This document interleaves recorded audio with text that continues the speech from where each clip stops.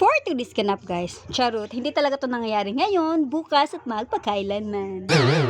COA, charot. Nung July 13 pa talaga to guys, at ngayon ko nga lang siya may upload gawa nga ng ingay ng aming lugar. So ayun na nga, kaaway mo na nga yung mga bata, yung mga aso, yung mga manok, mga ibon, at isama na nga natin yung palaka. So ayun na nga guys, so ito nga pala, yung outing namin ay sponsored nga ng aming kaibigan si Jenna and si Jumin, and kasama na nga rin yung isang kabatchmate namin na si Meg. And ngayon nga guys, ay isasama ko kayo sa aming outing, and pupunta nga kami sa isa sa pinakasikat dito guys na paliguan sa Hinatuan, and ito nga ay yung sa Bacolin. Nalimutan ko na nga guys kung ano ang exact name ng beach na to. Basta doon kami sa beach mag-outing ngayon guys. And ang inaalala ko kasi ay sasakay raw kami ng bangka. Alam nyo na, yung auntie nyo ay hindi naman talaga marunong lumangoy. So paano na? Wala pa man din akong dalang salbabida. Kaya ayun na nga, bahala na naman si Batman sa akin. So yun na nga guys, from Mangagoy ay babiyahe nga tayo ng 2 hours papunta nga doon sa Bacolin. So yun na yun guys, if meron naman kayo ibang sasakyan aside sa motorcycle, ay maaari naman pumasok doon yung mga malalaking sasakyan gawa nga ng sobrang lapad naman ng daanan niya. So yun na nga guys, habang nagvo-voice over ako dito ay hayaan nyo na nga yung aking mga background singer dito naman, no? Diyos ko, ang ingay! Lalong nahahagardo versus so yung pagmumukha ko dito eh. So going back na nga guys, and malapit-lapit na nga kami ng time na to guys doon sa my beach resort na pupuntahan nga namin. And malapit-lapit na nga rin ako mahimatay guys kasi nga sasakay nga kami ng bangka. So alam nyo na guys, takot ako sumakay sa mga bangka gawa nga ng, di ba, mababa yun, parang feeling ko matutumba agad siya. Ayun lang, mindset ko lang naman yun, pero naman talaga hindi, di ba? Kasi magagaling naman talaga yung ating mga bangkero. And you know what they are doing guys, kasi nga di ba, trabaho naman talaga nila yan. And top priority nga pala nila guys, yung mga pasahero nila, talagang concerned sila guys, and sobrang babait talaga nila. Wala akong masabi sa sobrang bait ng mga tao nga doon. So guys, ito na nga yung port area, andito nga kami sasakay ng bangka. So dito pa lang guys, makikita nyo na kung gaano kaganda at gaano kalinaw yung tubig dito sa kanilang beach guys. So sa port pa lang guys, no, ay makikita nyo na talaga kung gaano kaganda, kung gaano kalinis yung tubig nila. And makikita nyo naman guys, merong mga isda nga dito. So itong isda nga raw na to ay tugnos. So ayun, parang gusto ko nga sanang umuha kaso wala naman akong net, so hindi ko rin sila makukuha. Charot.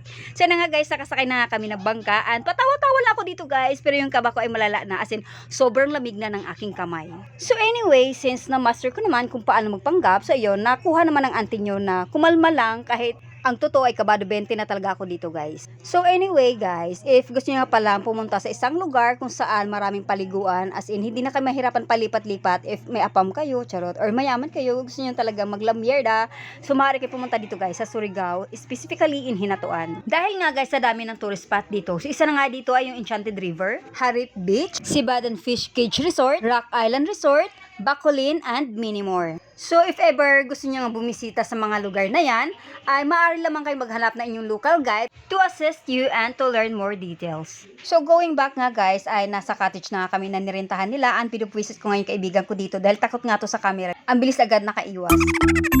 So after namin kumain and magtsikahan saglit ay naligo na nga rin ako. Sobrang lakas ng loob nga ng auntie nyo guys na maligo dito kasi nga napakababaw niya lang naman. So pwede nyo nga iwanan yung mga bagets nyong maligo dyan kasi nga aside sa mababaw na nga siya ay sobrang linaw niya, as in makakasama nyo yung mga maliliit na isda na lumangoy-langoy dyan. But of course guys, very important ha na kapag nagsuswimming tayo or kung saan man kayo mapadpad kasama mga bagets ay kailangan may nakatutok na nakabantay sa kanila kasi 'di ba, for their safety. Alam nyo naman guys, kids is kids, talagang maliligalig ang mga yan.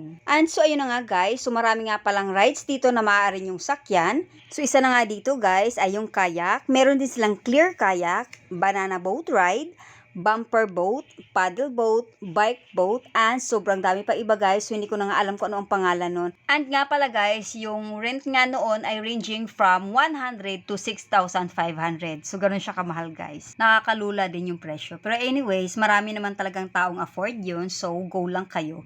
And about naman doon sa cottage nila guys, ay meron nga silang cottage na po pwedeng higaan ng gabi kasi nga po pwede namang mag-overnight stay. So yung rent nga ng cottage guys ay nasa 1,500 at hindi ko na nga naitanong if magkano yung additional fee if mag-overnight nga kayo. So ayun na nga guys, after nga namin mag-enjoy and kumain, so mga bandang hapon guys ay ubulan-ulan na nga siya and kinakabahan na naman ako kasi alam nyo naman, sasakay ulit kami ng boat. And also guys, inaalala ko nga rin na may baby nga kaming kasama and ayaw ko nga rin naman sana na maabutan kami ng ulan. Kaya nga lang, ayan, ayaw nga magpapigil ng ulan, talagang bumagsak na siya and sobrang lakas na nga ng kulog.